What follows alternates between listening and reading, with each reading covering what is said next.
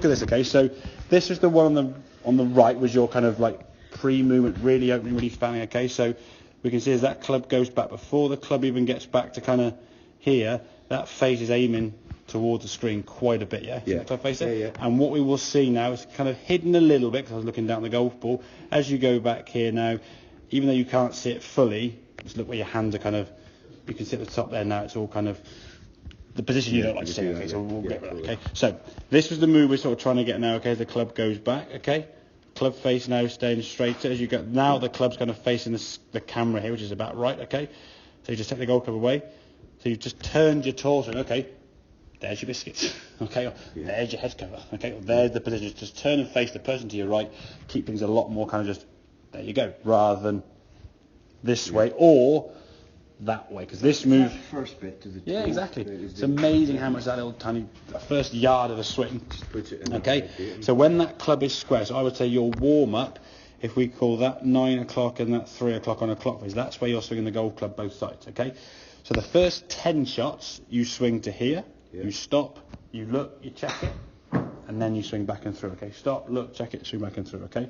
And then you then hit some shots there without them stopping, okay? So as you come back to the golf ball here, now you had that sort of check, you looked over to see the shot there, check the club's fine. As you then look back to the golf ball, we start, and then we restart the swing. A little bounce is going to be okay. And then look at the arms. I mean, that's the move you're craving for, so we can get, but that move can only happen if this is your target line, there shall we say, if your club face fans and rotates this way and therefore aims off to the right, your arms have to swing in this direction, which when they swing left, they're going to be tucked up. If we get this club face now aiming this way, your path can now start going that way. Yeah. You'll still be a slight fade or a slight, it doesn't matter, okay? It's not a big deal, but it's by how much across the ball you're going, which is why you'll end up with that left shot. Exactly. Yeah. Exactly, yeah. So if the club can just kind of work here, I mean, think of it in terms of if I said, okay, right, there's a bag here, you're going to hit the bag. You wouldn't have your palm in, you're going to high five the kids, okay? So Grace puts out, give me a high five, Dad. You wouldn't go and fold your arm this way. Sort of, I'm not going to make contact, but put your arm out there, somewhere in position, okay? So I'd come back and go high five. I'm going to come back here. I'm not going to go up there. I'm actually going to go, okay, there you go. And then I can come in kind of this way, yeah? It's a more natural kind of, here's my palm. So your right palm. Exactly. Which I use quite a lot. But it sounds like a stupid move, but not at all. Really useful to get that. Anything that you do that gives the impression or the feel you want to try and get with how that club's going to work back is going to be great. You've got to feel it really in that right wrist. Now, when that right wrist goes back, what we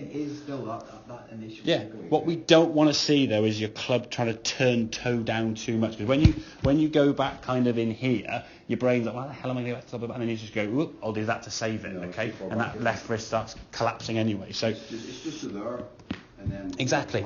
Yeah, you just turn your torso and the club and just folds to the top of the backswing. So you don't stretch away. That was fine. But the first movement there was good. That's good. There you go. So if you do that one more time, just swing the golf club back here again. So we'll stop here now.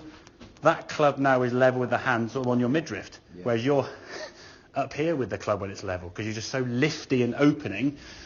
And when we put that club into position, sort of when the club is in that position, Sam, and you can chip from there, you can the golf ball. If the golf club is kind of up here with the club face facing the sky, I said make contact. And you went, I can't. Even without bringing the golf club down, your brain went, I can't do it. So what has to happen if your club is exactly? So if your club face is up here somewhere, and at this point from there you think I can't the golf ball, as the club goes here and then back round again, you've got to recover it. When you do on occasion, that's why you're a reasonable golfer and you can play quite well with that. But the times you don't recover it or whatever, it's just like, where the hell is the ball going to go? The problem is sometimes it's over-recovered. And the variety of what you're going to get when it's good or bad is going to be so far apart. Which is why you get something like...